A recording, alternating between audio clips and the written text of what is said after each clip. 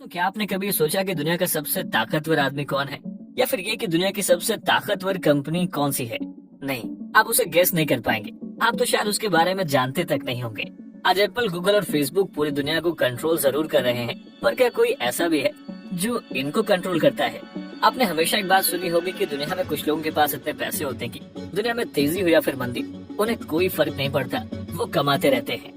लेकिन क्या आपने कभी ये सोचा कि आखिर कौन है ये कुछ लोग? दोस्तों, आज का हमारा वीडियो एक ऐसे शख्स और दुनिया के सबसे पावरफुल इंस्टीट्यूशन पर बेस्ड है, जिसका नाम है ब्लैक रॉक। स्वागत है आप सभी का स्टडी आईक्यू में। अनुराग पांडे नाम है हमारा, और आइए आज के अपने इस वीडियो को शुरू करते हैं। दोस्तों, आपको क्या लगता है ये ब्लैक रॉक कोई स्टोन है? देखिए, सुनने में तो ऐसा ही लगता है, पर एक ऐसी कंपनी है जो सच में पत्थर से कम नहीं, यानी कि जिसे हिलाना उतना ही कठिन है जितना कि किसी माउंटेन को। अब आप ये भी सोच रहे होंगे कि जब ब्लैक रॉक एक कंपनी है तो कोई ना कोई से ओन तो करता ही होगा। दोस्तों, ब्लैक रॉक एक एसेट मैनेजमेंट कंपनी है और इसके ओनर का नाम है लॉरी फिंक। अगर आप इस कंपनी की नेटवर्थ को देखेंगे तो शायद थोड़ा हैरान जरूर होंगे। ब्लैक रॉक की नेटवर्थ है 9.3 ट्रिलियन। जी हाँ, 9.3 ट्रिलियन। आप सारे लोग कैलकुलेट कर लीजिए, और 9 ट्रिलियन में कितने जीरो होते हैं ये भी हमें कमेंट बॉक्स में जरूर लिखिए। दोस्तों, 9.3 ट्रिलियन कितना होता है? अगर इसे आसान भाषा में समझने की कोशिश करें तो ये इंडिया की जीडीपी के 3 गुना और यूएस की जीडीपी की आधी इस कंपनी की अकेले की वर्थ है।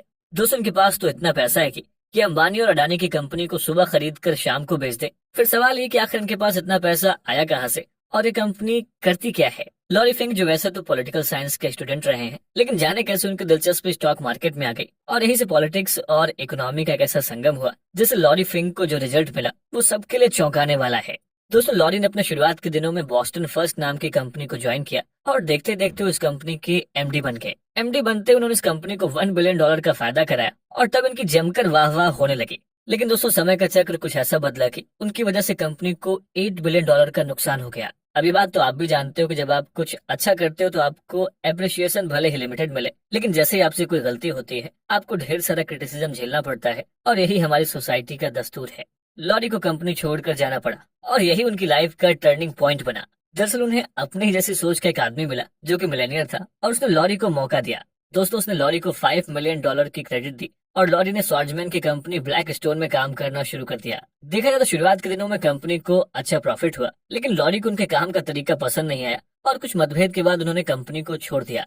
बात है 1994 की, जब लॉरी अलग हो चुके थे और अपने पास अच्छा खासा पैसा बना रखा था। दोस्तों, यहीं से उस कंपनी की शुरुआत होती है जिसका नाम है ब्लैक रॉक। शुरुआत से ब्लैक रॉक ने अपनी पहचान एक बिजनेस जायंट के रूप में बनाना शुरू कर दिया। सिर्फ 5 सालों के भीतर कंपनी की नेटवर्थ $165 बिलियन की हो गई। 1999 में कंपनी ने $14 पर अपना आईपीओ लॉन्च किया और अपने आप को एक नई पहचान दी। दोस्तों, ब्लैक रॉक की जर्नी लगातार ऊपर ही उठ रही है, जहां तक कि जब 2008 में लेमन क्राइसिस हुआ, उस टाइम पर भी ऐसी कंपनी थी जिसने प्रॉफिट शो किया, और यही हाल कोविड क्राइसिस के दौरान भी रहा। ऐसे में ये भी समझते हैं कि आखिर इस कंपनी में ऐसा क्या खास है कि ब्रिटिश एम्पायर की तरह इसका भी सूर्य अस्त नहीं होता। साथ ही ये भी कि कंपनी काम क्या करती है और ये कंपनी इतनी बड़ी कैसे हुई। दोस्तों, वीडियो को कंटिन्यू करें उससे पहले आप सभी के लिए एक इम्पोर्टेंट अपडेट। दरअसल आईएएस की तैयारी को और भी अफोर्डेबल एंड कॉम्प्रिहेंसिव बनाने के लिए स्टडी आईक्यू आपके लिए लाया है P2I, that means prelims to interview programme 2024। दोस्तों, इसके जरिए आप प्रीलिम्स, मेंस एंड इंटरव्यू यानी यूपीएससी एग्जाम के तीनों स्टेज की तैयारी एक साथ कर सकते हैं। यूपीएससी सिलेबस को कंसीडर करते हुए इस बैच में आपको लाइव क्लासेस के through basic to advance cover कराया जाएगा। साथ ही mentorship, test series, crash course, notes और बुक्स, ये सब कुछ भी आपको इस बैच में मिल रहा है। CIS live prelims to interview 2024 batch को अगर आप ज्वाइन करना चाहते हैं और आप अनुराग लाइव कूपन कोड का इस्तेमाल करते हैं तो इस बैच की टोटल फीस 45,000 की बजाय आप इसे 29,999 का अवेल कर सकते हैं। इस बैच से रिलेटेड अधिक जानकारी के लिए आप स्क्रीन पर दिए गए नंबर पर कॉल कर सकते हैं या फिर वीडियो के डिस्क्रिप्शन बॉक्स में दिए गए कोर्स से रिलेटेड PDF को भी डाउनलोड कर सकते हैं। दूसरी कंपनी एक इन्वेस्टमेंट कंपनी है और ये दूसरे कंपनी के एसेट्स को मैनेज करती है। ये कंपनी हर उस बड़े कंपनी में अपना इन्वेस्टमेंट करती है जो या तो बढ़ चुके हैं या फिर बढ़ रहे हैं। सभी बड़े देशों की सभी बड़ी कंट्रियों में इसका स्टेक है। लगभग 30 कंट्रीज में 70 ऑफिसेज हैं और लगभग 100 countries with a client base. दोस्तों, ऐसा कोई कॉन्टिनेंट नहीं जहां पर इसकी प्रेजेंस नहीं। देखा जाए तो डायरेक्टली या फिर इनडायरेक्टली सभी जगहों पर मौजूद है। हर बड़े कंट्रीज की सरप्लस फंड को भी यही देखती है, यहाँ तक कि आरबीआई फेड तक के एक्सेस पैसे अपने पास रखती है। साथ ही कंट्रीज के पेंशन फंड्स और इंश्योरेंस फंड्स को भी यही मैनेज करती है, और जब भी किसी कंट्री को पैसों की जरूरत होती है तो ये उसे पैसे भी प्रोवाइड करती है। दोस्तों अगर हम इसके शेयर को बड़ी बड़ी कंपनीज में देखें तो हमें मालूम चलता है कि इसकी प्रेजेंस कहाँ तक है। जैसे कि फोर्ड में 7.25%, फेसबुक में 6.5%, एप्पल और जेपी मॉर्गन बैंक में भी 6.5% और वेरिजॉन में 7.5%। ऐसे ही और ना जाने कितनी कंपनीज में इसके शेयर हैं। हम जो भी चीज इस्तेमाल कर रहे हैं, चाहे वो हमारी 2 मिनट वाली मैगी हो या फिर मूवी हॉल का स्क्रीन, ऐसी सभी कंपनियों में इसके स्टेक मौजूद हैं। दोस्तों फ्लाइट बुकिंग की वेबसाइट से लेकर एरोप्लेन में लगने वाले स्टील या फिर भरने वाले फ्यूल में, सब में इसका स्टेक है। Hotel, malls, entertainment zone, foods और गारमेंट्स, यानी कि जो कुछ भी आप अपनी आंखों से देख सकते हैं, हर कंपनी में इसका स्टेक है। और अब आपको ये सब सुनकर ऐसा लग रहा होगा कि अगर ब्लैक रॉक सचमुच में इतनी बड़ी चीज है तो आज तक हमने इसका नाम क्यों नहीं सुना। ये क्या सच में कोई इल्यूमिनाटी है जो सिर्फ पेपर्स पर एग्जिस्ट करती है, या इन रियलिटी इतनी पावरफुल कोई ऑर्गेनाइजेशन भी है? दोस्तों अगर आप इस कंपनी के बारे में नहीं जानते तो ऐसा इसलिए क्योंकि ये खुद ही नहीं चाहते। ये वर्ल्ड मीडिया के 90% हिस्से को ओन करते हैं। फॉक्स में इनका 18%, 16% इन सीबीएस और 13% ऑफ कॉमकास्ट। ये अगर चाहे तो दुनिया के सभी बड़े चैनल्स पर देखे और सुने जाएं, लेकिन इस कंपनी को उन सब में कोई इंटरेस्ट नहीं है और ना ही उनके सीईओ लॉरी को। दोस्तों ऐसा इसलिए ताकि वो अपने बिजनेस कॉन्फ्लिक्ट्स और अपने कॉन्फ्लिक्ट ऑफ इंटरेस्ट को कंट्रोल कर सकें। ब्लैक रॉक के सीईओ लॉरी का मानना है कि इतने बिजनेसेस में होने के बावजूद भी हर एक कंपनी को उसकी ऑटोनॉमी है और सिस्टम में ट्रांसपेरेंसी भी। दोस्तों इस बात को हम आप पर छोड़ते हैं, आप ही अपने विवेक से सोचिए कि आखिर इसमें कितनी सच्चाई है। बहरहाल हम ये जान चुके हैं कि कंपनी क्या काम करती है और कैसे कंपनी हर जगह मौजूद है जो इस डायलॉग के फीलिंग के साथ काम कर रही है। कभी कभी लगता है कि अपन ही भगवान है। चाहे वो लेहमैन क्राइसिस हो या फिर उससे बेल आउट करना, ये सब भी इसी कंपनी की करतूत है। दोस्तों लेहमैन क्राइसिस में शामिल बियर स्टर्न्स, फ्रेडी मैक और लेहमैन ब्रदर्स में भी ब्लैक रॉक का स्टेक था। लेकिन जब ये कंपनी 2008 की क्राइसिस में डूबी तो फेड ने इस क्राइसिस से निकलने के लिए ब्लैक रॉक को $130 बिलियन का कॉन्ट्रैक्ट दिया। मतलब ये कि क्राइसिस भी इन्हीं की कंपनी से आई और पैसे भी इन्हीं को दिए गए जिससे इनकी खुद की कंपनी क्राइसिस से बाहर आ सके। यानी ये तो वही वाली बात हुई कि रक्षक भी मैं ही और भक्षक भी।